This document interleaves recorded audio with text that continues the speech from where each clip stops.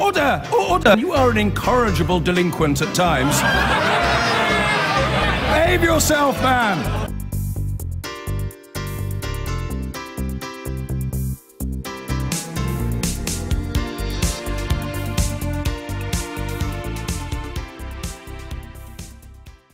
So, not long to go till midday, about 3 minutes. Big Ben is there, surrounded in scaffolding. Prime Minister's question starts just around noon. The Prime Minister is in the Middle East, and her number two, Damien Green, will be at the dispatch box. Now, of course, he's been in the news for being investigated over allegations of sexual impropriety, which he denies. Laura Kuenssberg is here with us too. So Emily Thornberry will appear for Labour. That's how it works. Indeed, she will, yes. Okay. And she has also done this before, so neither of them are strangers at all to the dispatch box, but, you know, it will have, therefore, a very different tone and, of course, a different sort of political import because, of course, they're not trading blows in the same way because they don't have the same status.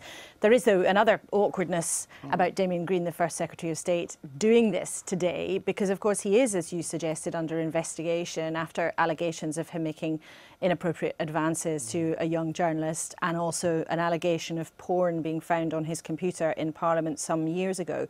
So to decide that he hadn't done it would have been very, very telling from Downing Street. Yes. But also still for him to do it when the results of that investigation are still unknown is certainly a bit of an awkward... Because he's kind of been out the public eye, hasn't he, since the allegations broke? He has indeed. He hasn't been hiding away. He was sitting next to the Prime Minister at last week's Prime Minister's questions, if I recall correctly, and during the budget he was certainly around. He made a trip to the Democratic Unionist Party conference in Belfast as well over the weekend, which is obviously a key political event for the Tories now. Yes. So he hasn't been hiding away.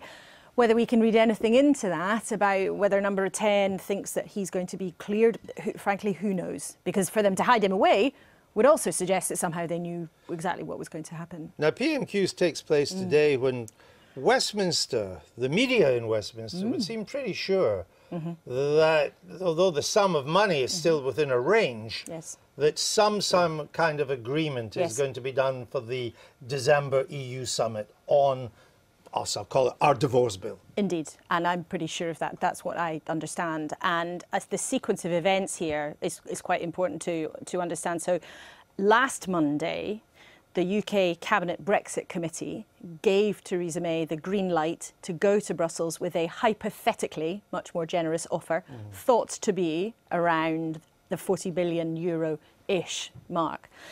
The Cabinet gave her that permission.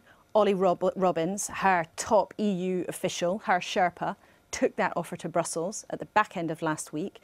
That suggestion was given a broad welcome in Brussels. Yes, that's something we can work with, and a broad range and a broad framework of a bill of somewhere between 40 and 50 billion euros has, in theory, been signed off. Now, there is a lot of hard haggling to come. No question about that. Nobody will go anywhere near it officially.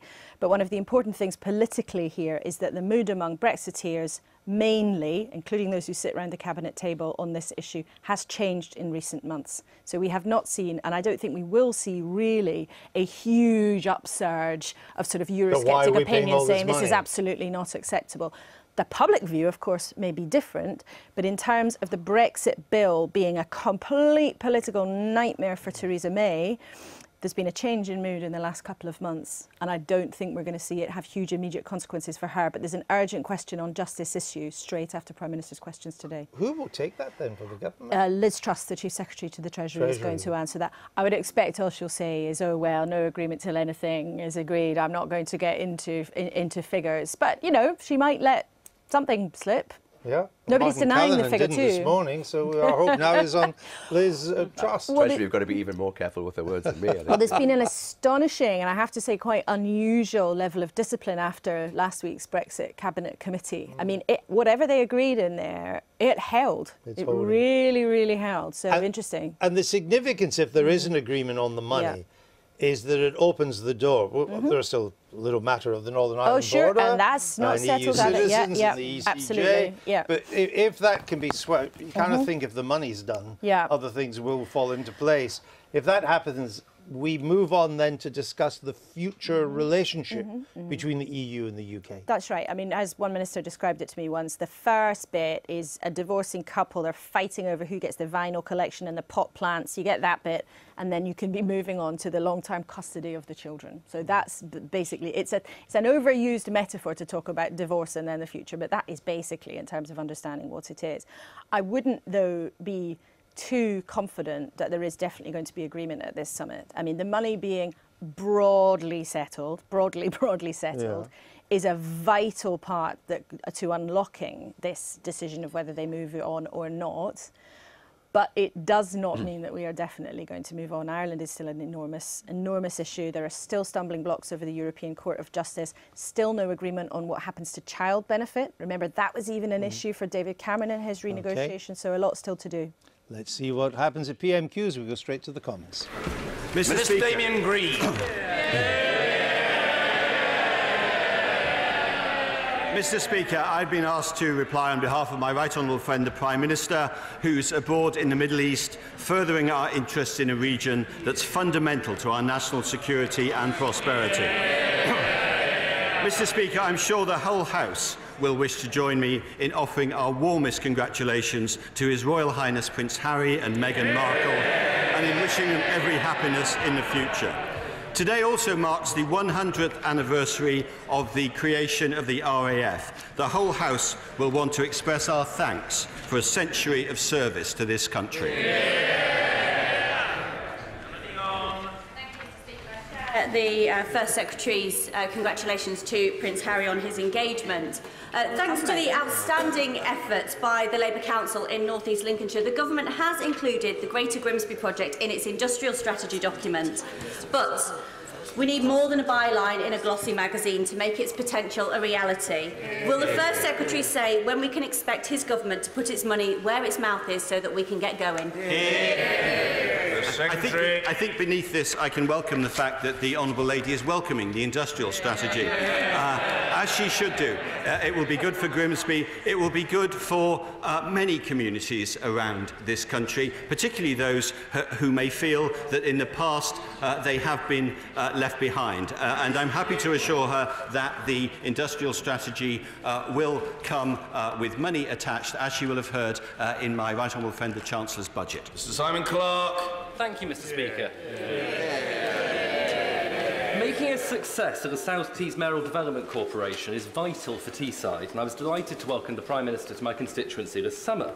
Will he join me in recognising the scale of the opportunity the MDC represents, agree it offers a chance to redefine Teesside to the world, and commit that the new money awarded in the budget is only the start of the process of delivering on its huge potential to change? The Secretary. I can see my honourable friend is getting the hang of questions already. And I'm happy to assure him that we are committed to working with him and indeed the Tees Valley Mayor, Ben Houchen, who is doing so much to help develop the area. We want to support him and the South Tees Development Corporation with the work they're doing on the long-term regeneration of the South Tees area. As he says, the Chancellor announced £123 million of new funding in the budget because we recognise the significant economic opportunities in that area. Emily Thornberry. Thank you very much, Mr. Speaker. Let me first join the Secretary of State in congratulating the RAF on its anniversary and congratulating Prince Harry and Meghan Markle on their engagement. That's one Anglo-American couple we on this side will be delighted to see holding hands. I'm sure that Prince Harry, the patron of Rugby Football League, will be joining all of us in supporting the England team in the World Cup final on Saturday, and I, for one, will of course be waving my St George's flag. On a much sadder note, I'm sure the whole House will join me in sending our thoughts to all those killed and injured in Friday's horrific attack on the mosque in North Sinai. It is a bitter reminder that the vast majority of the victims of jihadi terror are Muslims. Before I get on with my questions, Mr. Speaker, can I ask the First Secretary a simple point of principle? Is he happy to be held to the same standards in government that he required of others whilst he was in opposition? The Secretary. Yes, I am. I think all ministers should respect and obey the ministerial code, and I absolutely think that that's a very important part of confidence in public life. Can I also echo her thoughts about the terrible events in Sinai, and also say that she may find it difficult to wave the St George's flag, but I will be doing so for the English Rugby League team. As a Welsh rugby fan, I may find it even more difficult than her, but I will be doing so as well. Emily Thornberry. Mr. Speaker, the First Secretary looked rather perturbed at my line of questioning, but he doesn't need to worry. I really am not going there. I merely wondered if he remembered the question he asked at Prime Minister's Questions almost 17 years ago, when John Prescott stood in for Tony Blair, and whether he could answer the same question today. So what's the question? The question was this: what percentage of new nurses recruited in the past 12 months are now working full-time? Secretary. I can't remember. What was the answer there? I can't remember asking the question then, and I'd love to know what the then Deputy Prime Minister answered then. What I'm happy to assure the Right Honourable Lady is that we have more nurses, more midwives, more doctors working in the health service now. The health service is performing more operations now, certainly than it was 17 years ago. And in particular, in the budget last week, my right honourable friend, the Chancellor, was able to announce more than £6 billion extra on health spending, which will make the health service even stronger in the future than it is now. Emily Thornberry. I thank him for that response, but since he failed to answer my original question, I'll do it for him. According to the government's latest figures, more than 40% of newly recruited nurses are leaving full-time employment within their first year. And it is not just the new recruits that are quitting. The overall number of NHS nurses and health visitors is down by 1,500 this year. And the numbers are now lower than when this government came into office. So, why does the First Secretary think that so many nurses are leaving? So he was wrong. There are, as I say, more operations being done, more nurses, more doctors, more midwives. The health service is expanding. We have got 14,900 more doctors, 1,500 more medical school places each year. And we've got 10,000 more nurses on our wards, and we've announced an increase of more than 5,000 extra nurse training places every year. We are, of course, we have said, in addition, the Chancellor said in his budget that we would commit to make sure that the nurses' pay increase, the Action for Change places, Agenda for Change, the Agenda for Change staffing covered would not come out of other health spending. So nurses can be reassured that this government will continue to support them both in pay and in terms of numbers. And that is why our health service in England is getting better. If she wants to look at a health service where things are getting worse, she can look to the Labour government in Wales. And she doesn't need to take it from me, she can take it from the public, because public satisfaction with the NHS in Wales is lower than it is in England. That's the effect of Labour government on healthcare. I hate to break it to him, but there are more nurses in the NHS than just those who are working in emergency and acute wards, including district nurses. They have halved under the Tories. And guess who picks up the slack if nurses aren't there? It's nurses in emergency and acute care. But the question I asked, Mr. Speaker, is why so many nurses are leaving the vocation they love. Now, according to the RCN, the top 4 reasons are excess workload, staff shortages, low pay and worries about patient care. And according to the government's own figures, the number of nurses quitting because of worries about their finances or their health has doubled since the Tories first froze their pay. So let's get on to the question, with the question that was asked by John Prescott 17 years ago. He said that nurses at his local hospital were warning, and I quote him again, "Staff shortages are putting patients' lives at risk." So can he tell me What are those same nurses telling the First Secretary today?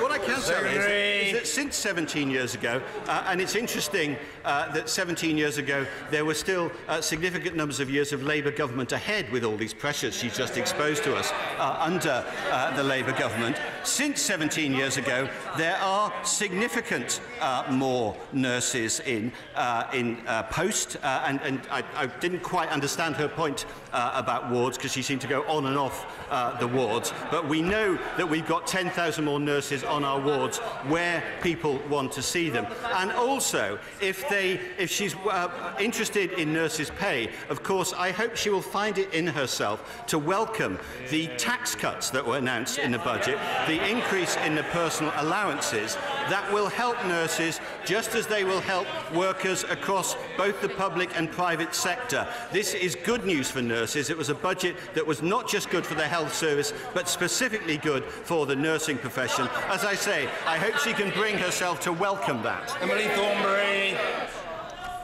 Well, Mr. Speaker, I noticed that he didn't want to talk about patient care at his local hospital. Could the reason be that his local A&E, according to the board's most recent minutes, and I quote, have severe staff shortages in medical and nursing care, means patient safety is being put at risk, and the only option to tackle those shortages is to cancel outpatient clinics? Oh! And it gets worse. And it gets worse. At a public meeting tomorrow, there is going to be a public meeting tomorrow to consider closing his local A&E for good. In other words, all the things that the First Secretary has been denying. What are you doing to our NHS? It is happening on your own doorstep. Isn't it about time that the First Secretary got a grip? I am entirely innocent in this matter. First Secretary. The Right Honourable Lady's grasp of the facts is pretty shaky. The meeting tomorrow in my constituency is about the strategic transformation plan.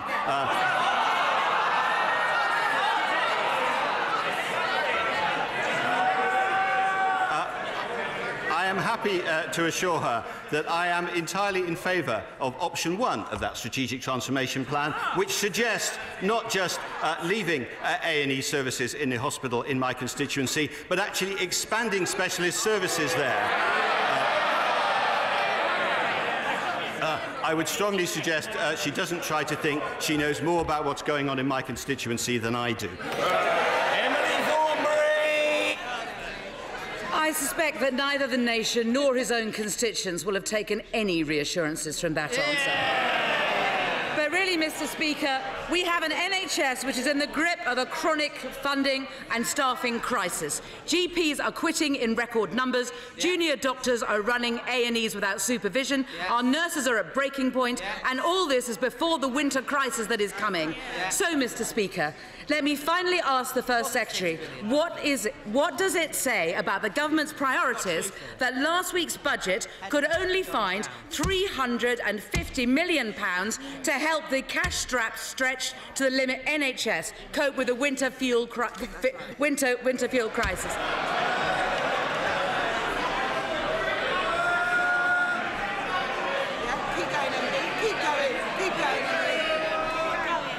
Only £350 million to cope with the winter crisis, and was able to find 11 times that amount to spend on a no-deal Brexit.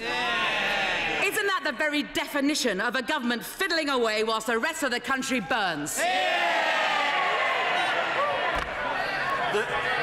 The Right Honourable Lady is determined to talk the NHS down. It's a Conservative government which is increasing funding on the NHS so it remains the best health service in the world, as the Independent Commonwealth Fund has repeated for the second year in a row. It's this party which promised and delivered more money for the NHS in 2010, 2015 and in last week's budget, where my right honourable friend the Chancellor promised £6.3 billion extra for the NHS. More patients treated, more operations carried out by more doctors and more nurses.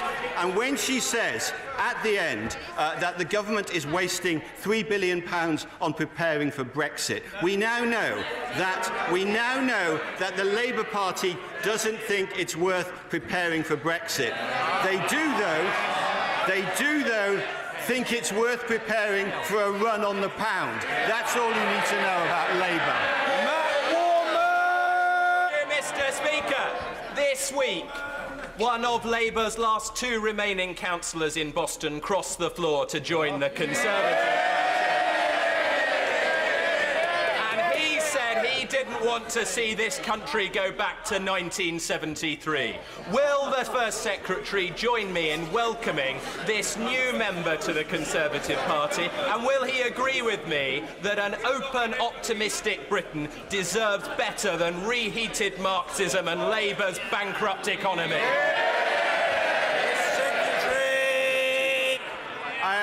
I am very happy to agree with my honourable friend and indeed with the wisdom of the Labour councillor who has joined the Conservative Party. Quite right that what we see from the party opposite is that they would lose control of public finances, hike taxes to their highest ever peacetime level, and calls business, the Shadow Chancellor, new quote I've discovered from the Shadow Chancellor, calls business the enemy. That's what the modern Labour Party is about. I would finally point out to the local councillor, he may just have moved in anticipation, because I understand that moderate councillors are being deselected by the hard left. Ian Blackford. Thank you, Mr. Speaker. Can I join the First Secretary in congratulating Prince Harry and Meghan on their engagement and wish them a long life and happiness together? And if I may, can I also welcome the moderator of the Church of Scotland, the Reverend Derek Browning, who is with us in the gallery today. Mr. Speaker, can the First Secretary of State tell the House how much money the UK government has received from arms sales from Saudi Arabia since the war with Yemen began? Secretary. I'm afraid I don't have the figure to hand, but I do urge the honourable gentleman to recognise the fact, first of all, that our defence industry is an extremely important creator of jobs and prosperity in Scotland as well as in other parts of the country, and that we have, because I'm obviously aware of the very terrible situation in Yemen at the moment. But this country has one of the most rigorous and robust defence sales regimes in the world. It was recognised in a court case last July, and we are absolutely determined to continue the most rigorous and robust system in place, because that's the right thing to do, both for our prosperity and to ensure we keep proper control on arms sales. Well, that's a long time to be able not to answer the question, but I'll tell the First Secretary. The UK government has received £4.6 billion in selling arms to Saudi Arabia since the war in Yemen began. A war which has created a devastating humanitarian crisis. Yemen is now on the brink of famine, and UNICEF has said that 150,000 children will die by the end of this year. Doesn't the First Secretary agree that the best thing that the Prime Minister can do with our meetings today is follow the example of the Netherlands and suspend licences for arms sales to Saudi Arabia to stop killing children? Secretary. I should correct something the right honourable gentleman said, that the government received money. It will be the companies that receive the money, and therefore their workers. So he can take that position if he wants. It's I know the Labour Party's position as well, but that would certainly entail significant job losses. Now, what is very, very important is not only that we have the robust regime which I talked about, but that absolutely we continue the humanitarian efforts that we make to try and alleviate the terrible conditions in Yemen. We are the fourth largest humanitarian donor to Yemen and the second largest to the UN appeal. And I would also remind him that the involvement of the Saudis in this conflict came at a request of the legitimate government of Yemen and has United Nations Security Council backing. That's why we support it. This is a conflict supported by the UN Security Council, and I would hope that the right honourable gentleman will have some respect for the Security Council. Rebecca Powell.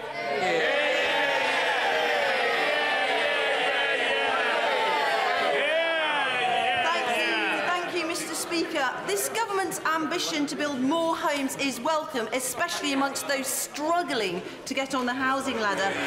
And Taunton Deane is playing its part, and with its garden town status, we must have homes that are good places to live, energy efficient, sustainable drainage, green spaces. Mr. Speaker, maybe even where we have showers where people don't use microbeads in their showers. But we must have the right roads in these developments, and would my right honourable friend agree that the Housing Infrastructure Fund is key to unlocking funds for vital roads like the Spine Road through Taunton and Stapleburn? My honourable friend is absolutely right, and I know what a stout champion she is of the people of Taunton Deane. And she's quite right about the Housing Infrastructure Fund as well. We need more homes, but absolutely we need the infrastructure to back them up. That's why the Chancellor doubled the Housing Infrastructure Fund in the budget. Duffield! Thank you, Mr. Speaker. As the First Secretary of State will know, being my near neighbour in Kent, as a result of underfunding, the Conservative County Council has run out of cash and is cutting the funding of buses in Kent by 70%. Wow. Four hospital buses, 14 school buses and over 100 other routes are to be cut. Thousands of pensioners, especially those in rural areas, are to be trapped at home. Does the Right Honourable Member for Ashford really support such cuts? Secretary. I do not recognise the characterisation of Kent County Council's position, which my constituency neighbour has expressed. All local authorities, as all parts of the public sector, have to live within their means, because we have to continue paying down the deficit that was run up by the previous Labour government. Kent County Council is an extremely good county council which does many great things, both in transport and other fields, for the people of Kent, and will continue to do so. Mr. Kenneth Clark. Would my right honourable friend agree that for decades now, the richer member states in the European Union have made large contributions to the budget of the EU because the macroeconomic benefits of belonging to the large free trade area of the single market make it a bargain to pay that share of the cost? Should we not therefore welcome the rumours we have today in the press of a possible imminent settlement of the method of calculating future contributions, so that it may now enable us to get on with the serious negotiations about how we retain the maximum future access to all those benefits of that free trade? Well, Secretary, my right honourable friend has been around long enough to know not necessarily to read, to believe everything he reads in the newspapers, and it would clearly be wrong for me to go into figures now. But he is absolutely right that what we are about, and what my right honourable friend, the Secretary of State for exiting the European Union, is about, is making sure we get the best possible deal at this stage of the process so that we can move on to the trade talks. And Britain, as a country that meets its international obligations, of course, will, as it exits the European Union, meet the obligations and have all the rights that we have in that process, so that we can maintain a deep and special partnership with the other 27 members of the European Union as we move forward in friendship and cooperation after we've left the European Union. Being believed, reliving trauma, fear of publicity, a culture of denial, some of the reasons why very many women are reluctant to report rape, assault and sexual harassment. Does he agree with me that Government and Parliament need to lead by example, and will he, on behalf of Government, apologise to the victims who Parliament and Government have been letting down? I absolutely agree that both this place as an institution and all of the political parties need to improve complaints procedures and other aspects of the culture of politics to make sure that young men or young women who are interested in politics do not in any way feel deterred from playing an active role in it. And there is a place for everyone in this House, on all sides and in all parties, and indeed the House authorities themselves, of making sure that this is the best possible working environment for young people to come into. Nadine Dorries. Mr. Speaker, Mr. Speaker, many mothers in this chamber know how hard childbirth can be, but we would never use that knowledge in a veiled threat against a journalist when being questioned in the way the Honourable Member for Hampstead and Kilburn did when questioned by a Channel 4 journalist recently. As I assume the First Secretary is not pregnant, would he please complete the work that journalist tried and ask the Honourable Member for Hampstead and Kilburn to use her influence with her aunt, who is the Prime Minister of Bangladesh, whose regime is responsible for the kidnapping of Ahmed bin Qasim, and ask for his release? Very good question. First Secretary Price, I'm sure the Honourable Lady, the Member for Mid-Bedford, I'm sure the Honourable Member for Mid-Bedfordshire notified the Honourable Lady of an intention to refer to her in this question. No, she didn't. No, she didn't. You didn't? Well, that was disorderly. Sorry, that was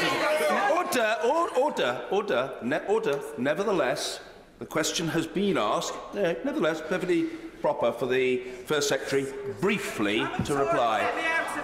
Well, Mr. Speaker, you and the House will be aware I can only speak on behalf of the government, and I can assure my honourable friend that Bangladesh remains an important human rights priority area for the Foreign Office, and that we continue to raise allegations of enforced disappearances at all levels of the government of Bangladesh. And I think I should stop there. Steve McCabe.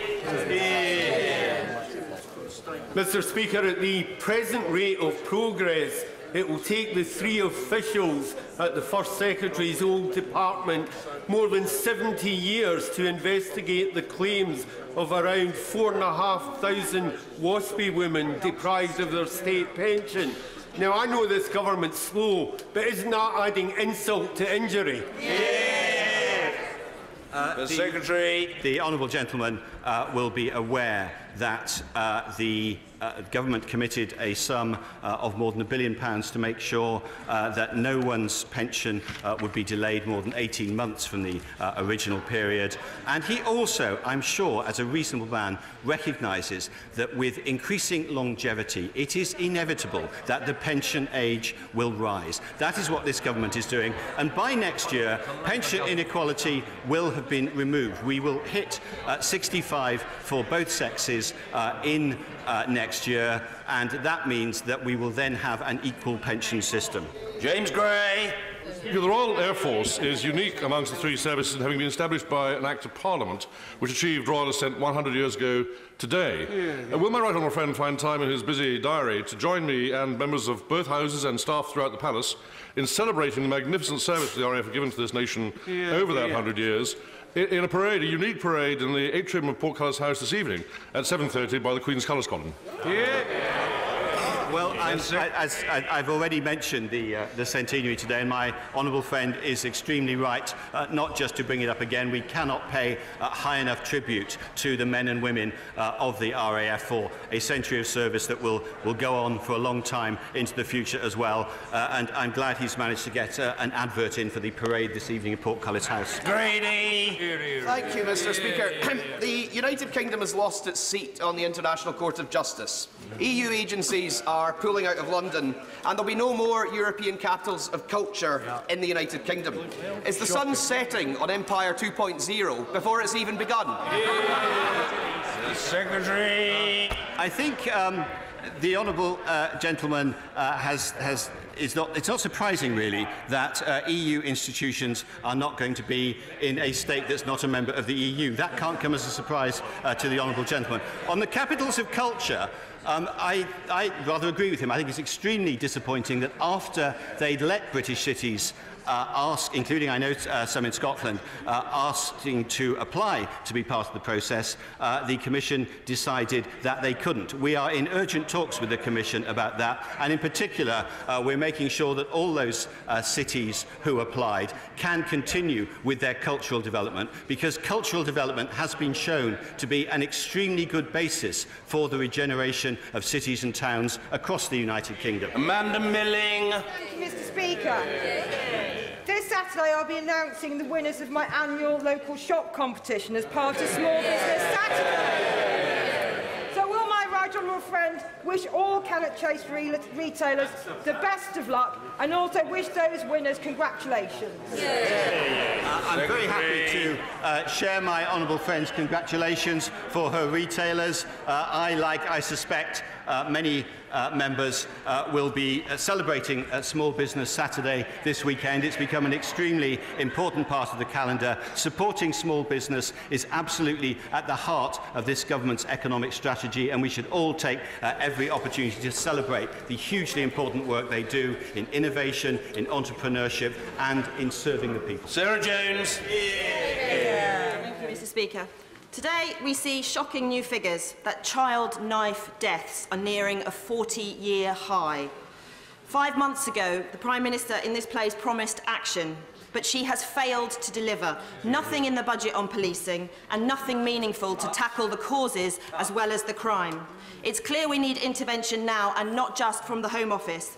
Funding youth workers in major trauma centres is proven to get young people out of the cycle of violence, and it would cost £6 million a year to fund. Will the First Secretary, in his role, establish a cross-government programme of action to come good on the Prime Minister's promise? First Secretary. Well, I'm sure the honourable lady is aware that actually the stance on knife crime that this government is taking is tougher than ever. We've made punishment against repeat offenders stronger. We've banned cautions for the most serious offences, and there is now a very clear message. If you carry knives in public, you are more likely than ever to go to prison. And the latest figures show that 42% of adult offenders were given an immediate custodial sentence, the highest rate in nearly a decade. So I hope that she can be reassured that actually this government is being tougher on knife crime than any previous government. Nadeem Zahawi. Speaker, does the First Secretary agree with me that we don't need to break into the computer or the iPad of the member for Hayes and Harlington to work out that £500 billion that he wants to borrow will attract £7.5 billion of interest payments every year?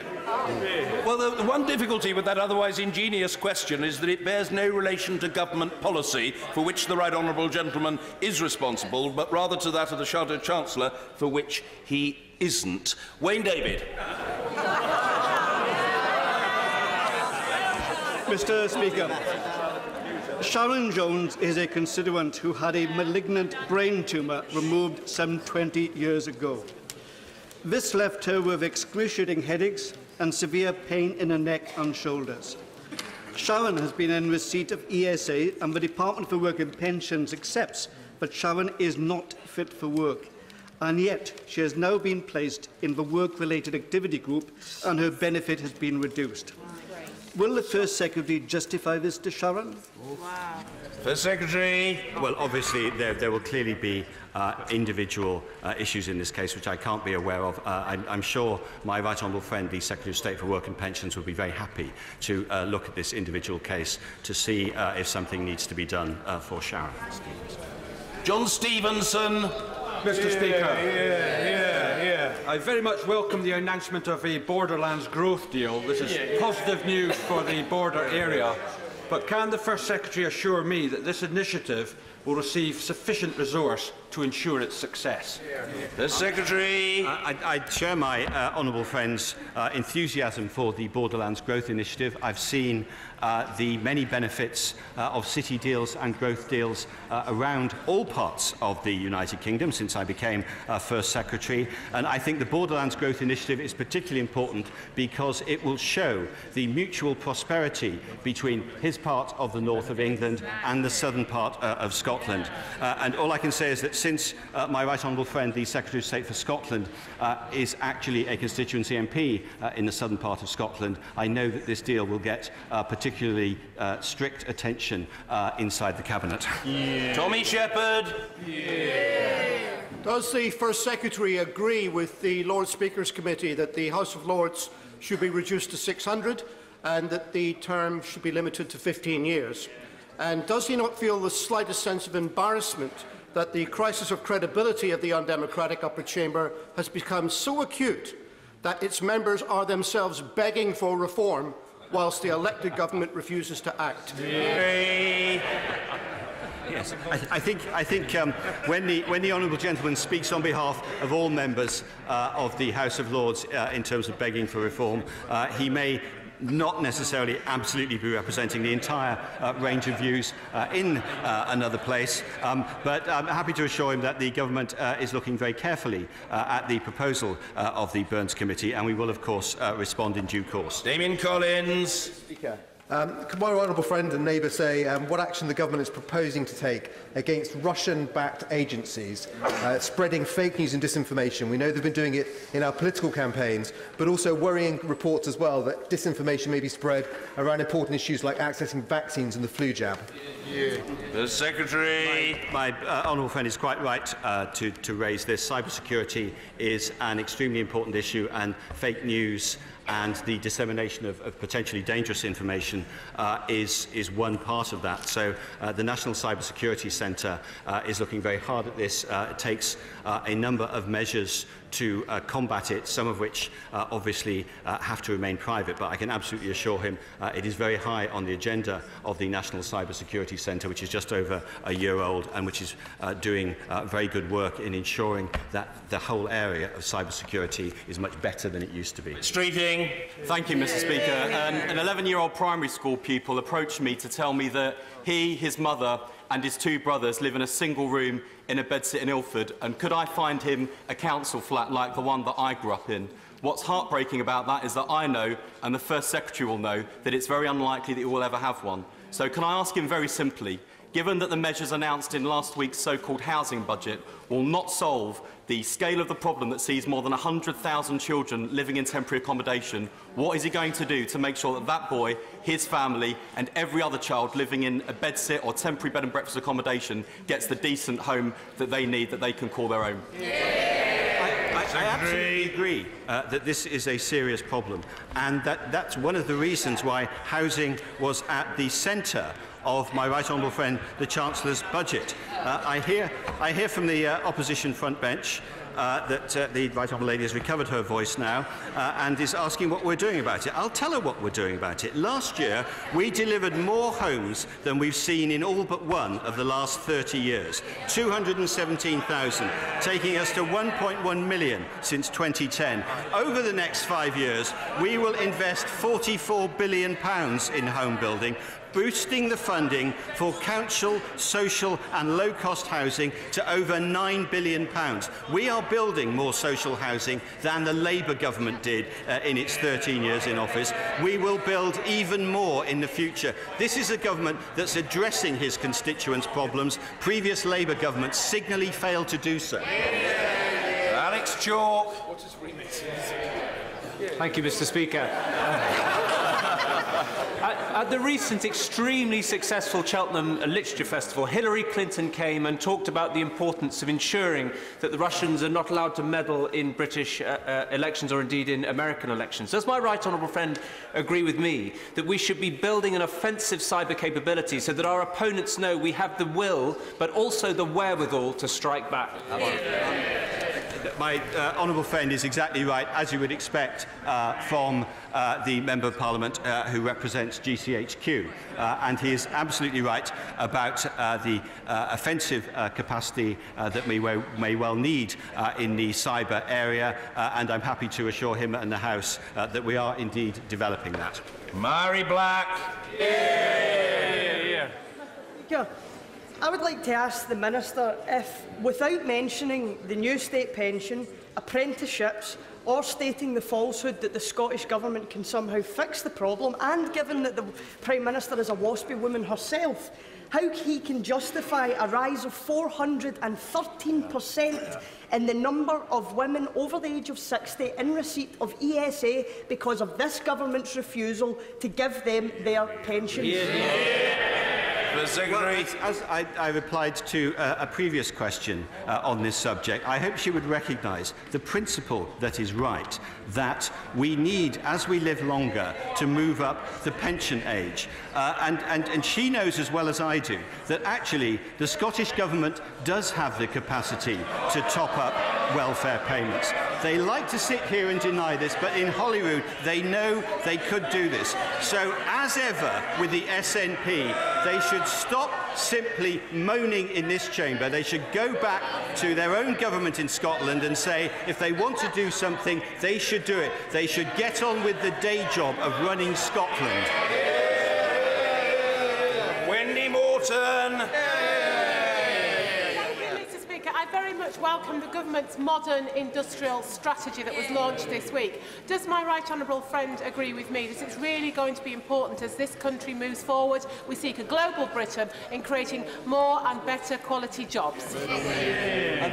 My honourable friend is exactly right. The point about the industrial strategy, which is a hugely important moment, is to create not just a stronger economy, but a fairer economy for decades to come. That's why it's looking forward to 2030. It's a long-term attempt to make sure that we have not just a global outward-looking economy, which I completely agree on, but a modern economy where we can capitalise on our huge research strengths and our huge intellectual strengths to make sure that, unlike as so often in the past, we actually benefit commercially from that for decades to come. That's the route to rising productivity and rising prosperity. Cordova. Thank you, Mr. Speaker. This Sunday, the 3rd of December, is the UN International Day of Persons with a Disability. So far, this government has refused to carry out a cumulative impact assessment of its social security policies on people living with a disability. Will the First Secretary now mark this day by doing the right thing for disabled people and carry out a full cumulative impact assessment? The Secretary. Well, I'm sure the honourable lady, who has great expertise in this field, will know that this government is spending £90 billion on disability benefits. But more to the point, we are being more successful than ever before in giving disabled people a degree of independence. Hundreds of thousands more disabled people are in work than have ever been before. We have a plan to have an extra million in work over the next 10 years. That is an extremely important and practical way to improve the lives of hundreds of thousands of disabled people. That's what this government is doing, and that's what we'll continue to do. Richard Bacon. Mr. Speaker, given that President Rouhani of Iran has said Iran will not be the first country to breach the Joint Comprehensive Plan of Action, can the First Secretary assure us that British diplomats are working hard in Washington, D.C. to persuade our American friends that it is in the interests of the West and of Iran to uphold the JCPOA as an essential prelude to solving other regional problems? The Secretary. My honourable friend is right. We think that the JCPOA is a very important part of attempting to improve conditions not just between Iran and its neighbours but across the wider Middle East, and we will continue to argue that case in all parts of the world. Mr. Nigel Dodds. Speaker, and I too join in offering congratulations to Prince Harry and Meghan Markle on their engagement. And one of the issues that Prince Harry has rightly highlighted and campaigned on is the issue of mental health. And the Invest for Life campaign in Northern Ireland is doing a fantastic job in highlighting the need for extra resources on that issue. And we join in that campaign and have secured extra resources. But at a time when issues like that, mental health, education and all the rest of it, need to be prioritised in Northern Ireland by a locally devolved government working on these issues and representing the people of Northern Ireland, does the First Secretary of State agree that it is a gross dereliction of responsibility for Sinn Féin to announce this week that they are not going to engage in further discussions on the restoration of devolution? And if that's the case, then we now need to move quickly to restore accountability and ministers to the Northern Ireland office to get on with the people's business of responsible government in Northern Ireland. Well, the right honourable gentleman will know that my right honourable friend, the Northern Ireland Secretary, is working as hard as possible to restore democratic control, to restore the Northern Ireland Executive. We all want to see proper devolved government restored in Northern Ireland. I think that would be by far the best thing for the people of Northern Ireland, and this government will continue to work tirelessly to that end. Order.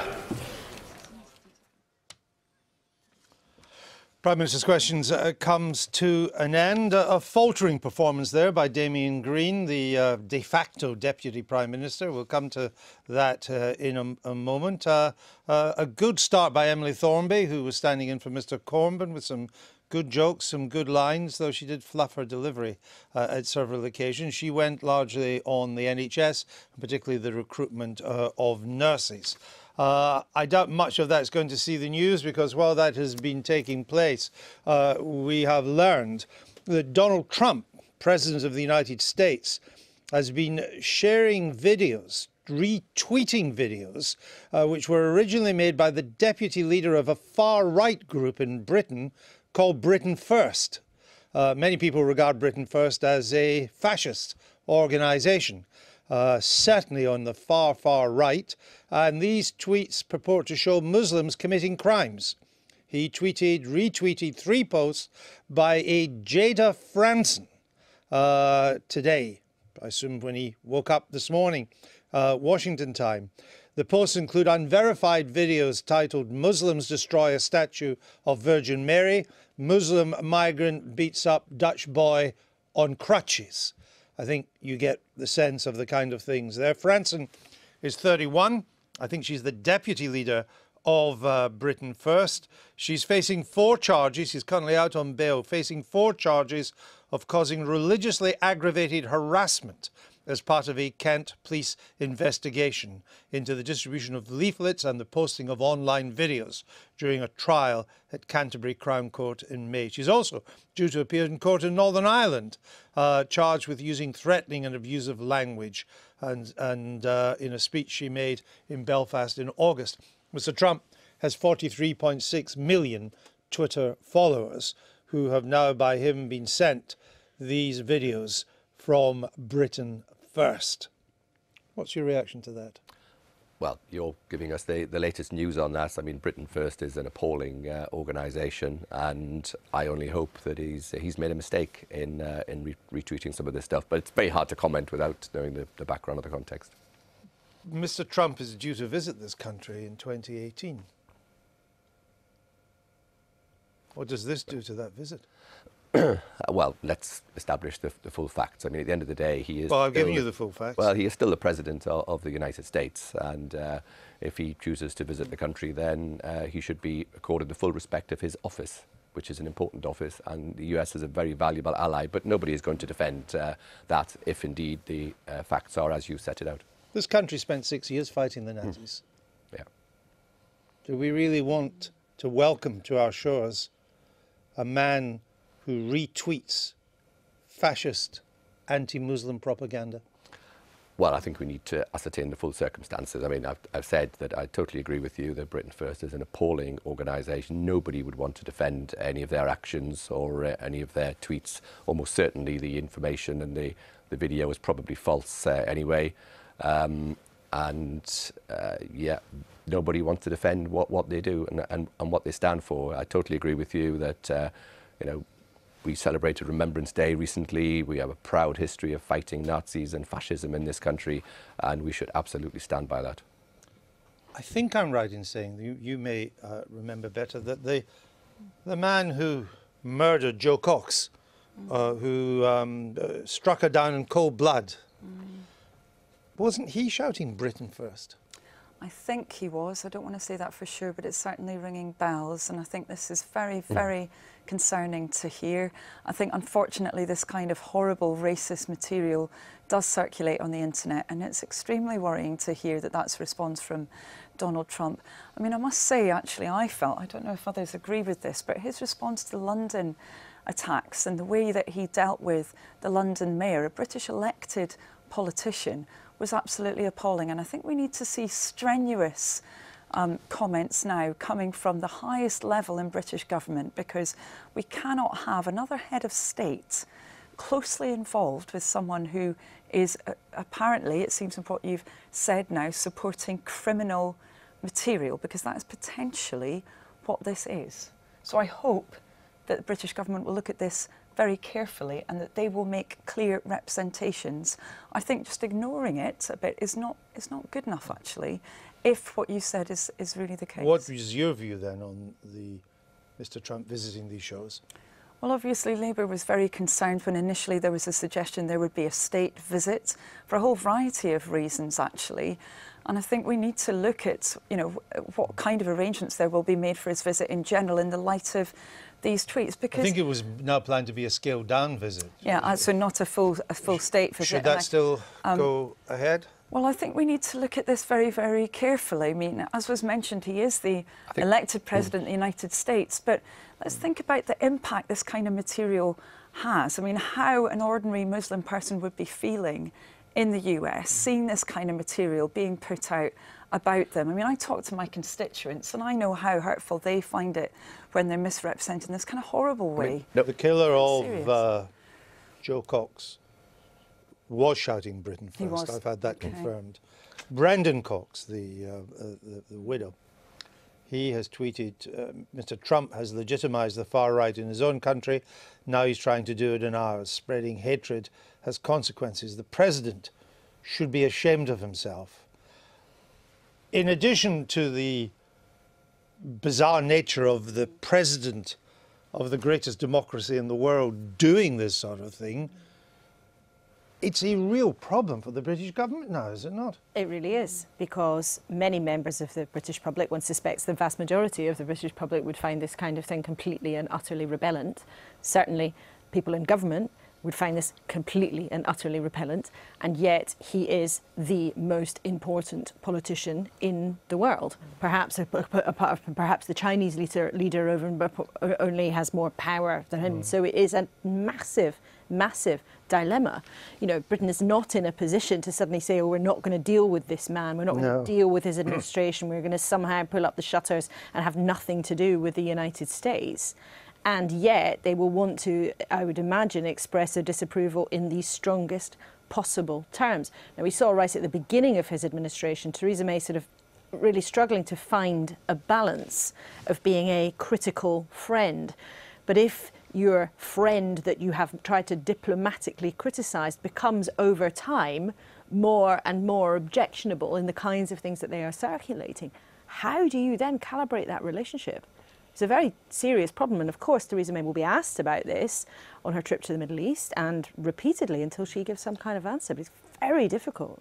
And of course Britain First, which is a petite marginalised group on the some would call it the loony right in this, certainly on the far right, is now, the American media is now going to pour over this. Of course. I mean, it couldn't be bigger publicity. They're going to get publicity. As you said, 44 million followers on Twitter, and I think that Jayden Francer, the deputy leader, who he has retweeted her, has apparently responded saying, oh, look, the American president is circulating our stuff. So, I mean, for those people in that political position right out there, past the spectrum of what the vast majority of people find is acceptable, this is manna from heaven in terms of the kind of publicity they would want. It's the big story for their, of the day, for their messages. Of the week, I fear this will become it's clearly a big story, and the British government will be under pressure to respond in some way. And I've just been told that Britain First are retweeting the president's tweets to show that they now have reason for being, what they will say is the imprimatur of the President of the United States. And what they want is to